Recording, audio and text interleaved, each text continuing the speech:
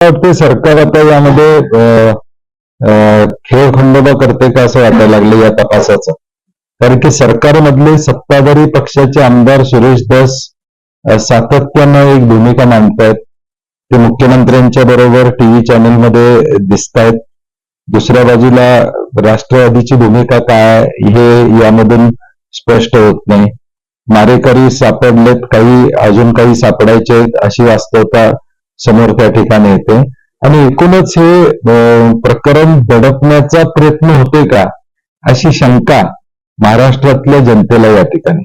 मी परवा म्हणलं तसं सत्ता कुणाची आहे याच्यापेक्षा महाराष्ट्रातल्या पोलिसांची प्रतिष्ठा लागलेली आहे की अशा पद्धतीनं मारहाण झालेल्या एका सरपंचाच्या आरोपींना आम्ही अटक करू शकत नाही. हे महाराष्ट्राच्या पोलिसांसाठी दुर्दैव असणार आहे.